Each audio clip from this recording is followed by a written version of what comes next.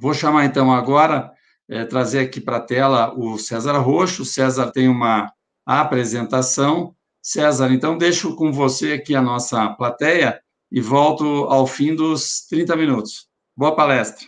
Obrigado, Sérgio. Bom, primeiramente, bom dia, Sérgio. Bom dia, Carlos, Fernando. Bom dia, Décio. Bom dia, Humberto. Bom dia a você que está nos assistindo agora.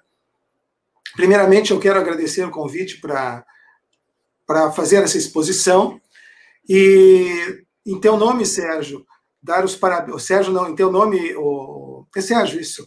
Quero dar os parabéns para toda a tua equipe pela iniciativa de fazer esta live com esse assunto que é de extrema importância e que afeta a vida de todos no país, afeta a vida de todos no mundo. Em todos os países, a arrecadação tributária é algo muito importante que afeta realmente a vida das pessoas. Eu não sei se eu tenho aqui como fazer o compartilhamento, se ele já está compartilhado. Ah, já está compartilhado. Beleza. Sérgio, o seguinte, ó, o tema, então, é a arrecadação tributária do Brasil e o resto do mundo, uma comparação da arrecadação tributária do Brasil e do resto do mundo. Eu me propus aqui, deixa eu ver aqui, me propus a fazer uma comparação do Brasil com o resto do mundo desenvolvido, principalmente com os países da OCDE.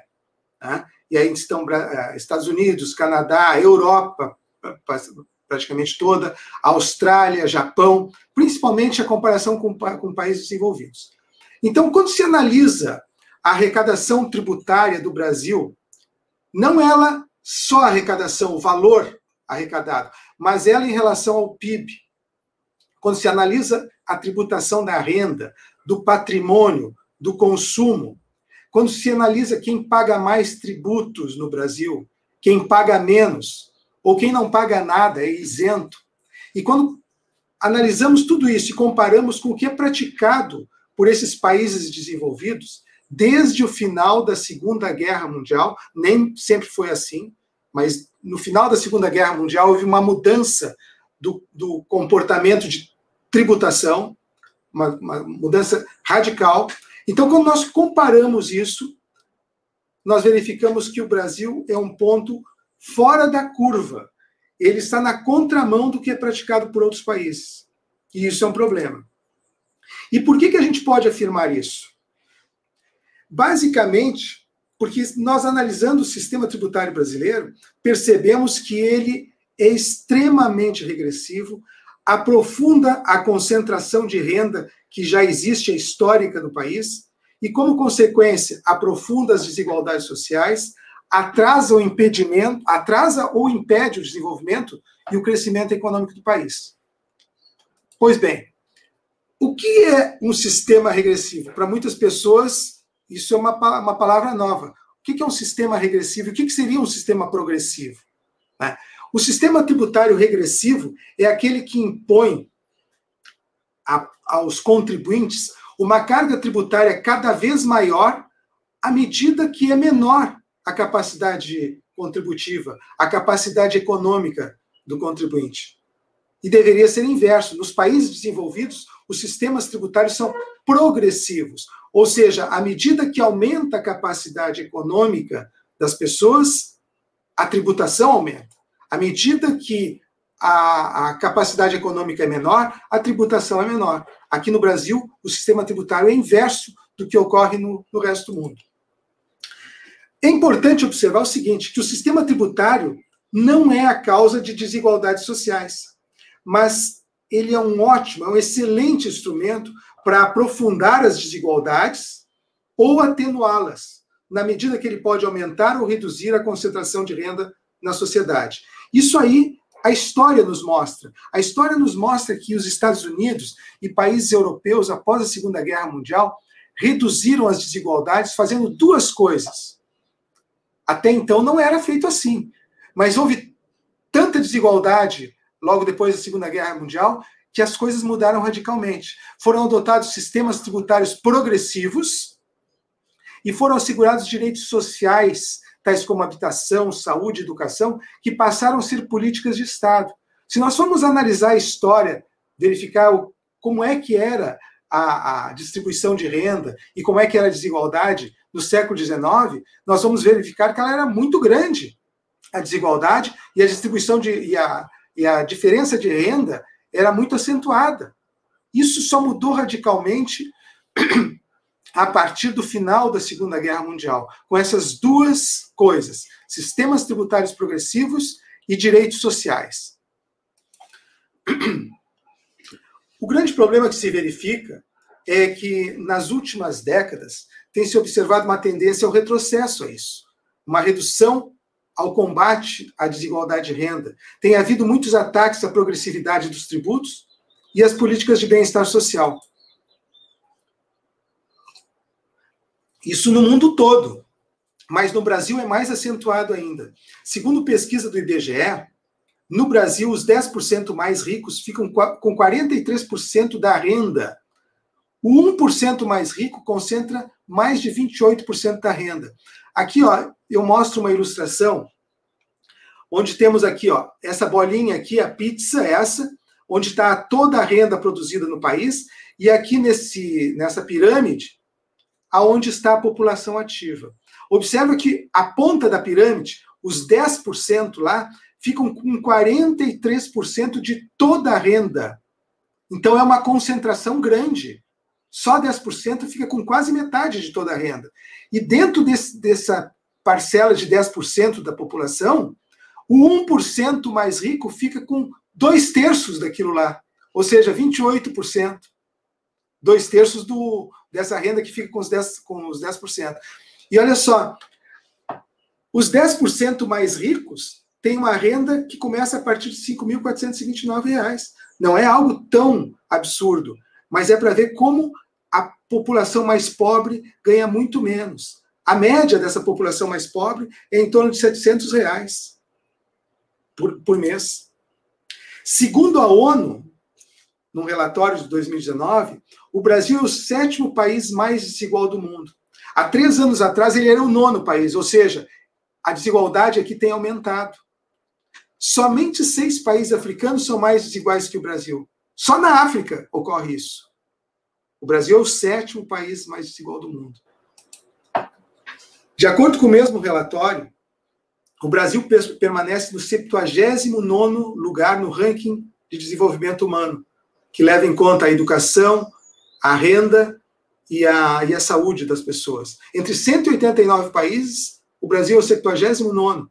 E tem alguns países que estão na frente, sem falar nos países ricos que estão na frente do Brasil, os países desenvolvidos, nós temos aqui Estônia, Chile, Argentina, Uruguai, Irã, Cuba, Bósnia, que teve em guerra.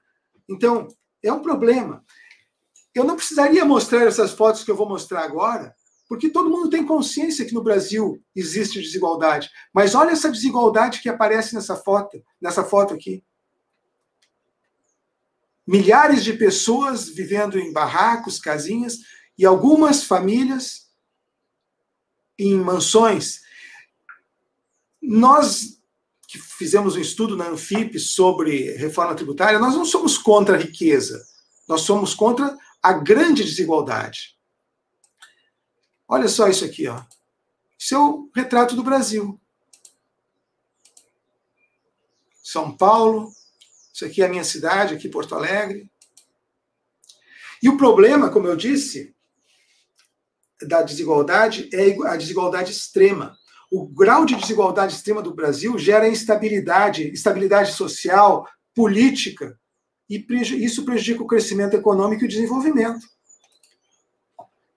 A Christine Lagarde, ex-diretora do FMI, disse o seguinte: a desigualdade de renda é o principal fator que limita a eficiência econômica.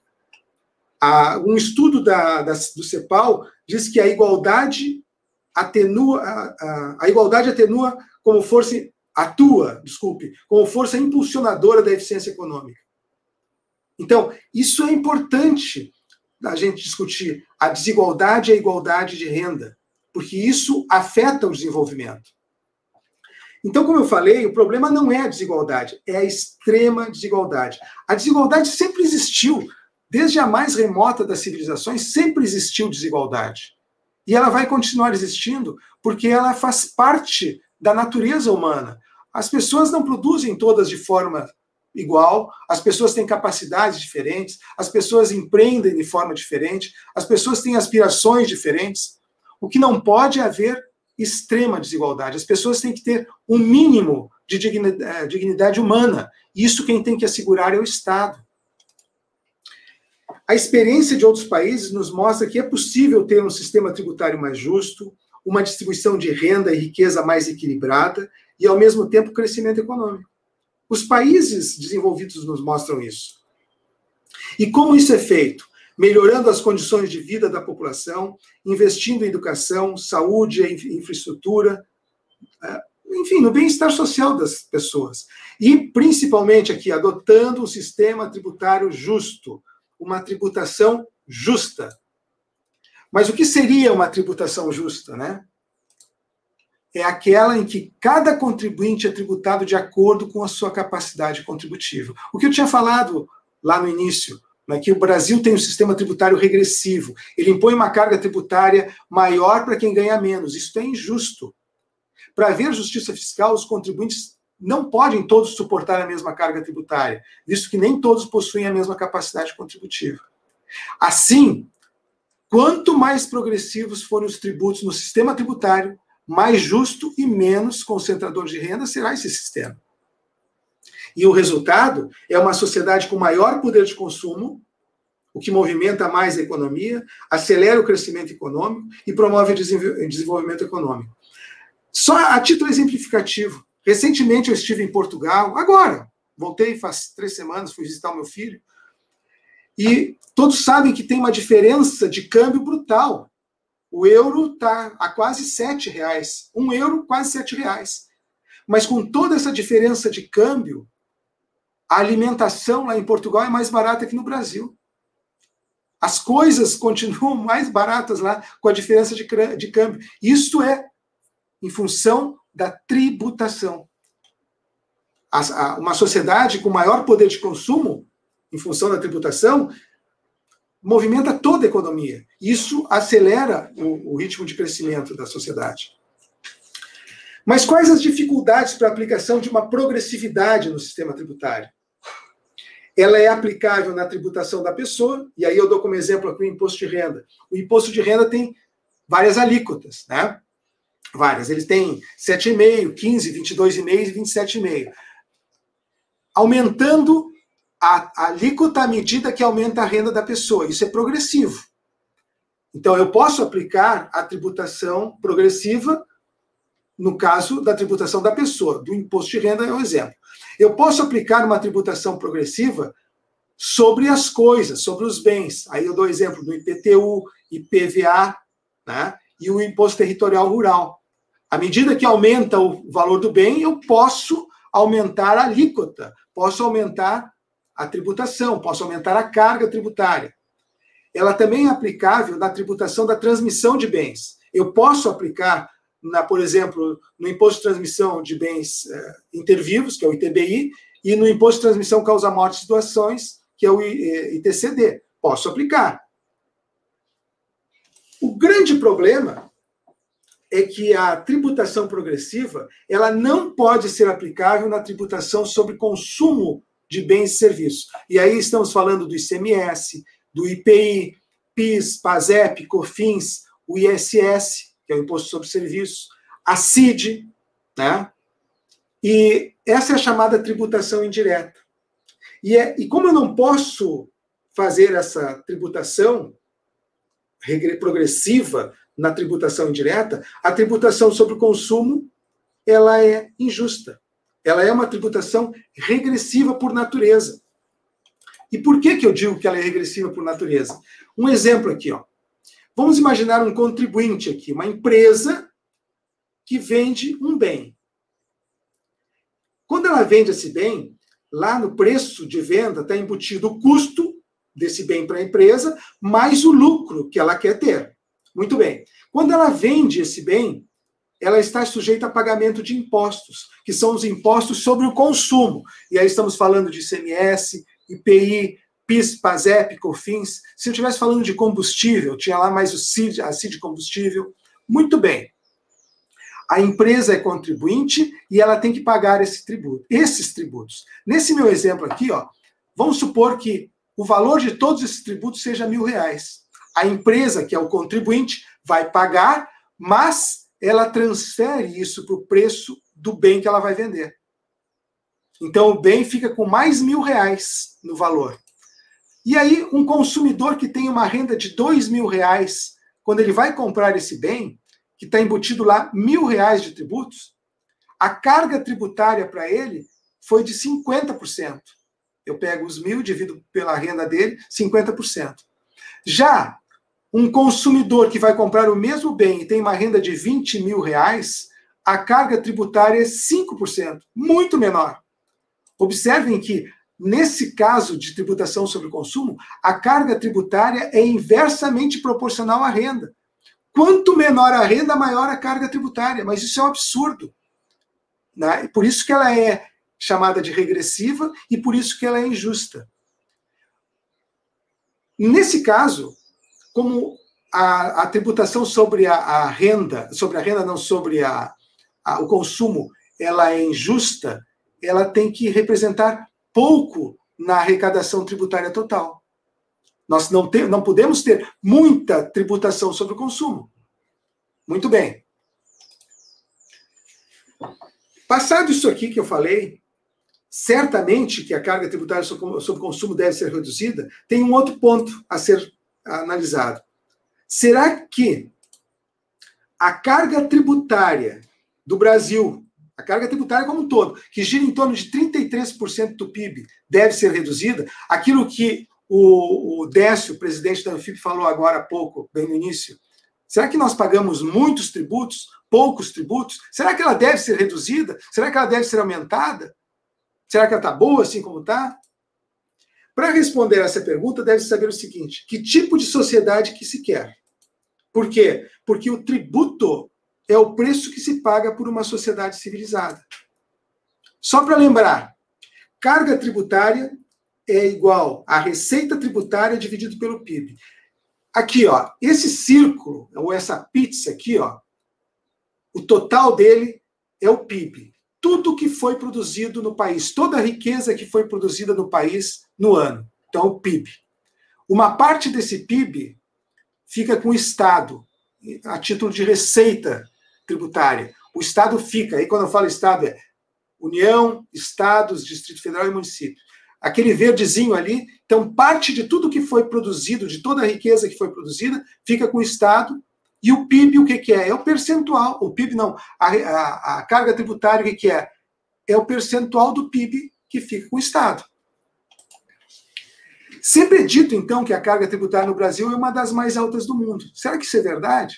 Se nós analisarmos qual é a carga tributária dos países da OCDE, nós vamos verificar o seguinte, que a Bélgica tem lá uma carga tributária de 52,7%, a Alemanha 49,5%, a Itália 47,9%. Vamos descendo aqui, ó, lá para baixo, o Chile, que também está na OCDE, 7%, México 19,7%, Estados Unidos 29,9%. Então, alguns têm mais, outros têm menos carga tributária, mas a média dos países da OCDE é 36,1%. A média do Brasil no mesmo ano, 2018, foi 33,58%. E agora, em 2019, ano passado, foi 37,17%. Isso dito pelo Tesouro Nacional. Então, nós verificamos que a carga tributária do Brasil não é das mais altas do mundo, também não é das mais baixas, ela está ali perto da média dos países da OCDE. Tranquilo? O grande problema não é o tamanho da carga, é a distribuição da carga. Como eu disse, grande parte da carga tributária brasileira está sobre o consumo. E isto é que torna um problema a carga tributária brasileira. É a distribuição dela. Nós vamos ver mais adiante mais algumas coisas sobre isso. Uma curiosidade. Sabendo-se que o PIB do Brasil é um dos mais altos do mundo, afinal, o Brasil é a 8ª economia no mundo, né? E que a sua carga tributária é semelhante de países da OCDE, estamos vendo isso agora, a pergunta que se faz agora é o seguinte: Por que, então, os valores arrecadados não são suficientes para garantir um bem-estar social e qualidade de vida semelhante ao dos países desenvolvidos? Isso é comum nós ouvirmos as pessoas falarem isso na televisão, no rádio, nos jornais também, né? O Brasil é a 8ª economia do mundo, tem uma alta carga tributária, por que não dá o mesmo padrão de atendimento que é dado, de serviço público que é dado pelos países desenvolvidos? Né? Como se isso fosse verdade, essa pergunta fosse uma pergunta correta. Ela não é.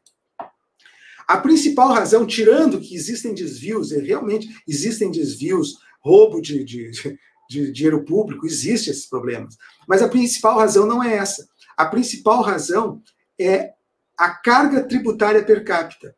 A carga tributária per capita do Brasil é muito inferior à carga tributária per capita da dos países desenvolvidos. Olha só esse exemplo aqui. Ó. Em 2017, o PIB do Brasil foi quase 2 trilhões de dólares. Tudo que o Brasil produziu em 2017 foi a riqueza, quase 2 trilhões de dólares. O PIB per capita, eu dividindo o que foi produzido pela população de 210 milhões de habitantes, ou seja, o que cada pessoa produziu em 2017 foi 9.160 dólares. Com uma carga tributária na época, em 2017, de 32,4%, o que o Estado brasileiro arrecadou foi algo em torno de 600 bilhões de dólares, né? Que ele arrecadou no ano. Se eu pegar esses 600 bilhões de dólares, que foi o que arrecadou em termos de tributo, e divido pela população de 210 milhões, eu verifico que cada um de nós, cada cidadão brasileiro, pagou algo em torno de 3 mil dólares para o Estado, para que o Estado retribuísse com os serviços públicos. Muito bem. Se eu pego o Canadá, no mesmo ano, que teve um PIB parecido e tem uma carga tributária parecida, eu verifico o seguinte, que, eu pegando o PIB do Canadá e dividindo pela população, cada canadense produziu 48.600 dólares. Com a carga tributária semelhante à do Brasil, o Canadá arrecadou quase o mesmo que o Brasil, em torno de 600 bilhões de dólares, quase a mesma coisa.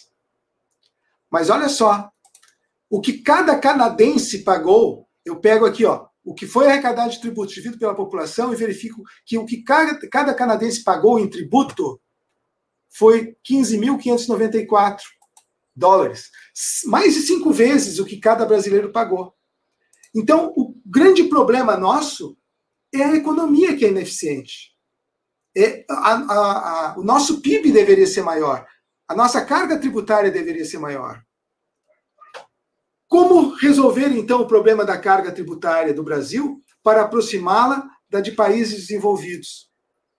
Então, eu tenho aqui a carga tributária per capita, o PIB vezes a carga tributária dividido pela população. Tem 3 possibilidades de resolver isso, de aumentar a carga tributária per capita. Ou reduzo a população, o que é ridículo, é um absurdo, ou aumento a carga tributária, então ela está em 33, aumento para 40, 50, 60, o que não vai resolver o problema, eu vou matar a galinha dos ovos de ouro, ou aumento o PIB. Claro que esta é a conclusão óbvia, tem que aumentar o PIB, mas para isso tem que haver desenvolvimento. Eu não consigo aumentar o PIB sem desenvolvimento. E para ter o desenvolvimento, eu tenho que acabar com o entrave, que é o sistema tributário, que ele é regressivo. Eu tenho que alterar o sistema tributário, eu tenho que simplificar o sistema tributário para que haja desenvolvimento. Isso aqui eu vou passar. Por que o sistema tributário, então, ele é um problema? Porque, além da perplexidade, que há muitas distorções nele, que retiram o poder de compra da maioria da população e afetam consideravelmente o mercado consumidor. Algumas análises que nós fizemos nós, a Anfip e a FENAFISCO, por coordenação do professor Eduardo Fagnani, no trabalho de reforma tributária solidária. Então, algumas análises que nós fizemos da carga tributária brasileira em comparação com outros países, a arrecadação do Brasil com outros países, principalmente da OCDE. Aqui, está a distribuição da carga em 2016. Ela não mudou muito em relação a 2019, 2020. Ela continua mais ou menos a mesma coisa. Praticamente 50% de tudo que é arrecadado é sobre o consumo. 18% sobre a renda e 4% sobre o patrimônio. Na média da OCDE, o consumo representa bem menos, 32%. Estados Unidos, o consumo é 16%. A renda, na média da OCDE, é 34%, quase o dobro do que representa no Brasil. E a tributação sobre o patrimônio é 50% maior do que no Brasil. Então, esse é um problema. O Brasil tem que sair desse modelo aqui e ir para esse outro, semelhante ao da OCDE. Isso é o que tem que ser feito. Algumas conclusões que nós chegamos da carga tributária brasileira nessa comparação é que ela não é a mais baixa do mundo, mas também não é a maior. Tem uma das menores cargas tributárias sobre a renda, tem uma das maiores cargas tributárias sobre o consumo, tem uma moderada carga tributária sobre o patrimônio e uma elevada carga tributária sobre a folha de salários. E algumas conclusões sobre o sistema tributário. Ele é menos progressivo do que a média dos sistemas tributários dos países da OCDE, é concentrador de renda e está longe de realizar a justiça fiscal e acentua a desigualdade social. E quais foram os problemas que nós diagnosticamos nesse nosso sistema tributário? Na tributação sobre o consumo, que é a maior base econômica, como nós vimos ali, não tem como ser aplicada a progressividade. E é extremamente complexo, pessoal. São 27 legislações do ICMS. São 5.570 legislações, ou pelo menos há um potencial de 5.570 legislações de ISS. Nem todos os municípios têm essas legislações. Tem a legislação do IPI, tem a legislação da contribuição para o PIS, PASEP e da COFINS, que são complicadíssimas. Isso é um problema, essa complexidade afeta a competitividade das empresas. E, como eu disse, retira o poder de compra das pessoas porque os produtos ficam mais caros. Na tributação sobre patrimônio, aí se vamos verificar a União, tem o ITR, o Imposto Territorial Rural, nos estados tem o IPVA, o Imposto de Transmissão Causa Morte e Doação, nos municípios tem o IPTU e o Imposto de Transmissão de Bens Intervivos, e aí nós verificamos o seguinte, no ITR, a arrecadação é baixíssima, 0,2% do PIB. Se nós verificamos a média internacional, é 1% do PIB, 50 vezes maior do que no Brasil. Então tem alguma coisa errada aqui. O IPVA, ele não é progressivo e barcos, iates, aviões, helicópteros não estão sujeitos a esse imposto. O IPVA, todo mundo paga o mesmo percentual, a mesma alíquota, independente do valor do carro, né? O imposto de transmissão de causa-morte e doação, que também é conhecido como imposto sobre heranças. No Brasil, a alíquota máxima é 8%. E só 10 estados têm a alíquota máxima de 8%. Olha aqui na Bélgica, é 80%. Nos Estados Unidos, 40%. Alemanha, 50%. E Brasil, 8%. Alguma coisa está errada. O IPTU, né? A arrecadação também é baixa, representa 0,5% do PIB. Na média dos países desenvolvidos, é 3 vezes maior, é 1,5% do PIB. E se vamos comparar com países em desenvolvimento, na média, a média deles é praticamente duas vezes o que é arrecadado no Brasil. Então tem que mudar. O imposto de transmissão de bens intervivos, também a arrecadação é baixa se comparada com outros países. Aqui eu vou passar rápido isso aqui. Na tributação da renda, bom, aqui é um absurdo o que tem de distorções. O imposto de renda, que, como eu disse, ele deve ser progressivo, né? Alíquotas maiores à medida que aumenta a renda, ele tem tantas distorções que essa progressividade ela fica prejudicada. a partir de um certo ponto da renda, ele passa a ser regressivo. Quanto mais se ganha, menos se paga. Vamos ver o seguinte, por quê? Primeiro, desde 1996, em função da Lei 9.249, há uma isenção sobre lucros e dividendos pagos a pessoas físicas ou pessoas jurídicas residentes no Brasil e no exterior. É isento, não paga nada sobre lucros e dividendos. Há uma inadequada progressão da tabela de imposto de renda. São poucas faixas de renda. Vamos ver o seguinte, num país onde existe boa igualdade entre as pessoas, boa igualdade em renda, não há necessidade de haver várias faixas de alíquotas, porque todo mundo ganha mais ou menos a mesma coisa. Mas quando as pessoas num país têm muita diferença de rendimento, o mais justo é que haja várias alíquotas de renda para que as pessoas que ganham menos paguem menos e, à medida que vão ganhando mais, paguem mais. Então, no Brasil, tem poucas faixas de renda.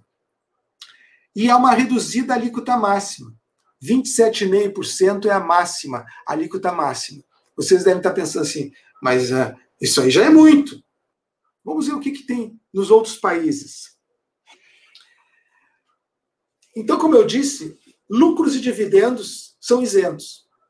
Em 2018, lucros e dividendos recebidos por sócios e acionistas de pessoas jurídicas somou 318 bilhões de reais. Ou seja, o governo deixou de arrecadar algo em torno de 87 bilhões de reais. Foi a renúncia fiscal, 87 bilhões. E isso existe, essa renúncia fiscal existe há quase 25 anos. Se eu pegar esses 87,5 e multiplicar por 25, dá algo em torno de 2 trilhões de reais que o governo abriu mão em função dessa isenção. O absurdo é que apenas Brasil e Estônia, no mundo todo, Brasil e Estônia só que tem essa isenção. É um absurdo. Por isso que eu disse que o Brasil está na contramão em relação ao resto do mundo. Aqui é um gráfico onde a linha azul escura mostra os rendimentos isentos. Os rendimentos isentos. E quando verificamos ali, na faixa de 40% a 60%, os rendimentos isentos, eles passam a ter uma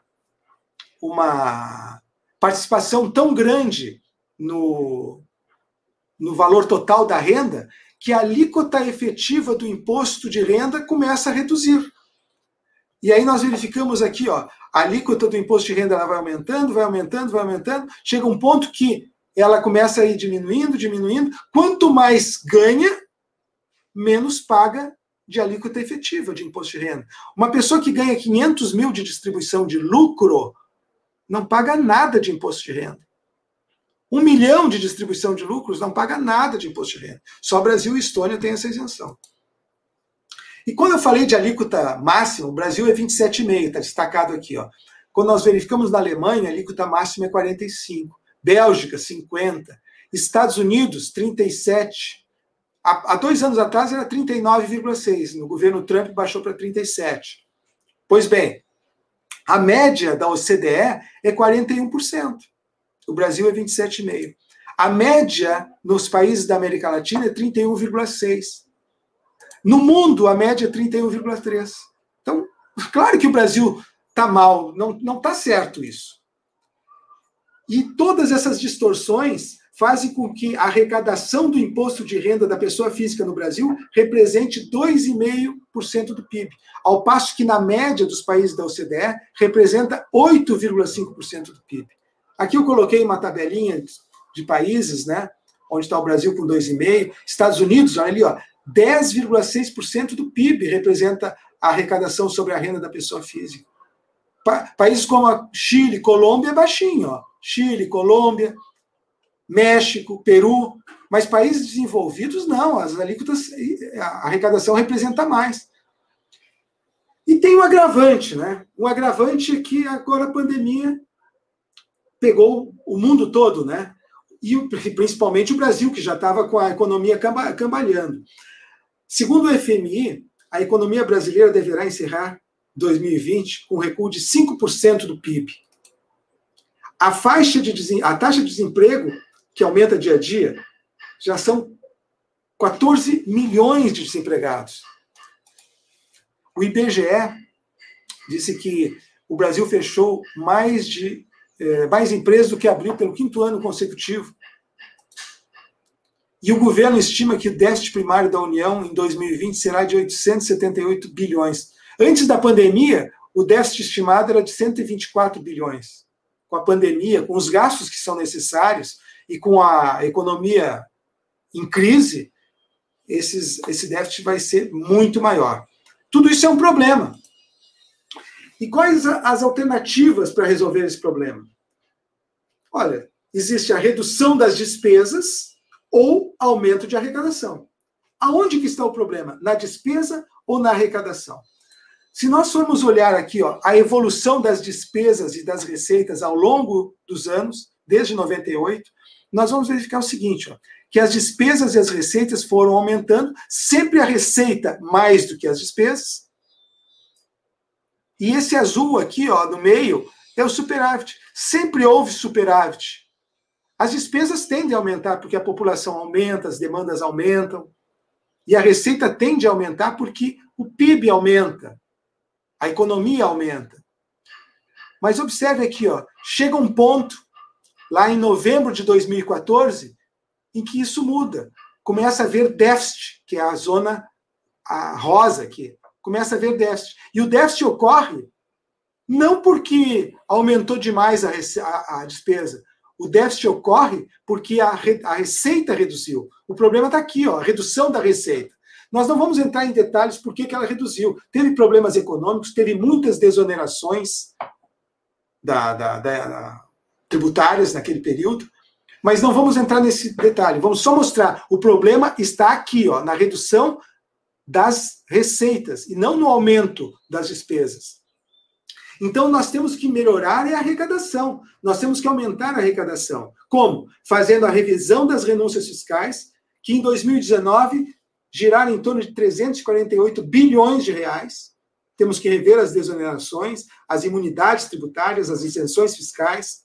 Temos que combater a sonegação, que estima-se que é em torno de 500 bilhões por ano.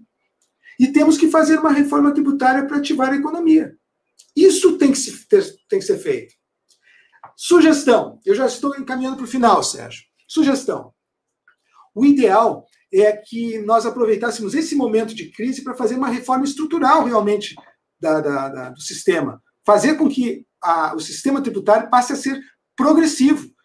Teríamos que aproveitar esse momento. Porém, se não for possível, deveríamos fazer pelo menos uma reforma emergencial.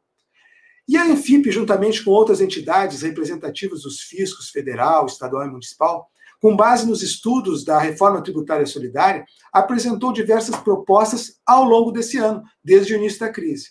Foram: cada um dá o que tem, tributar os ricos para enfrentar a crise; as 10 propostas tributárias emergenciais para o enfrentamento da crise provocada pela Covid-19 e, por último, tributar os super ricos para reconstruir o país.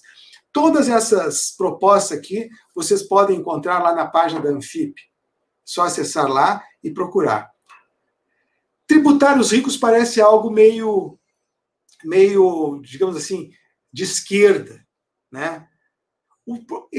Esses nossos estudos aqui, eles são estudos técnicos. Os estudos técnicos comprovam que quem tem mais capacidade contributiva tem que arcar com mais responsabilidades numa sociedade. É assim que foi feito depois da Segunda Guerra Mundial e é assim que deu certo nos países desenvolvidos. Biden diz que vai taxar os mais ricos para recuperar a economia dos Estados Unidos. Até o FMI agora aceita que tributar os ricos é a única maneira de reduzir a desigualdade.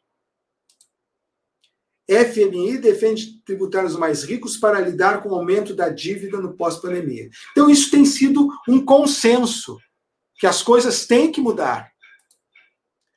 E a grande preocupação é a seguinte: como é que estão tratando disso aqui no Brasil? Lá no Congresso tramitam diversas propostas de reforma tributária. Aqui eu relacionei as que eu entendo mais importantes.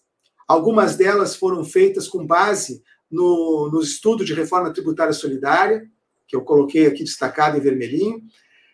E só que eu coloquei uma estrelinha aqui, ó, junto das duas primeiras, que são a PEC 110 e a PEC 45, uma que tramitava no Senado, a outra na Câmara. Agora a ideia é juntar as duas. O problema é que estas duas PECs são as que mais têm aceitação no Congresso e nos meios de comunicação. Todo mundo só fala da PEC 110 e PEC 45. E das outras, que tratam de progressividade, como a proposta de 6 partidos de oposição ao governo, como a PL 128, essas propostas aqui nem são cogitadas. Só aquelas duas. E qual é o grande problema daquelas duas? O grande problema é que as duas, apesar de terem um ponto positivo, que elas visam, em tese, simplificar o modelo tributário, aglutinando tributos num único, criando um IVA, não deixa de ser bom. Simplificar sempre é bom, nós precisamos simplificar o sistema tributário. Elas não atacam o grande problema do nosso sistema tributário, que é a regressividade. Elas não atacam isso. Parece que isso não é um problema do Brasil. Parece que isso passa ao largo. Não falam sobre isso. Quando se fala com os parlamentares, todos eles dizem assim, realmente tem que haver progressividade, nós temos que dar maior progressividade ao imposto de renda, nós temos que acabar com a isenção sobre lucros e dividendos, mas esse não é o momento. Então é uma coisa assim, muito difícil de ser mudada. Então o grande problema é esse. Parece que nós estamos num outro mundo, vivendo desconectados da realidade. Aqui, bem rápido, já vou terminar. Ó. A PEC 110, ela pega, então, tributos federais, vários, PIS, PASEP, COFINS, IPI, CID, IOF, salário e educação, o ICMS, que é o tributo estadual, e o ISS, e ela propõe unificar tudo isso num IBS, Imposto sobre Bens e Serviços. Um único tributo substituindo tudo isso. Uma única legislação. É interessante? Claro que é. Substitui tudo por um único tributo. É uma coisa bem interessante. Só que troca 6 por meia dúzia no que se refere à carga tributária. Pega todos aqueles tributos ali, quanto que eles representam em carga tributária, e joga para o IBS. Só substitui 6 por meia dúzia. E o mesmo é feito com a PEC 45. A proposta da PEC 45 é pegar tributos federais, PIS, PASEP, COFINS, IPI, o ICMS e o ISS, junta tudo num IBS. Ou seja, cria um outro tributo, uma alíquota que provavelmente vai gerar em torno de 25% a 30%, né? Que vai ser a soma de todas essas outras alíquotas aqui. Então, e não ataca a regressividade do sistema tributário. Então, nós vemos isso como um grande problema, uma preocupação, e não vemos uma luz no fim do túnel.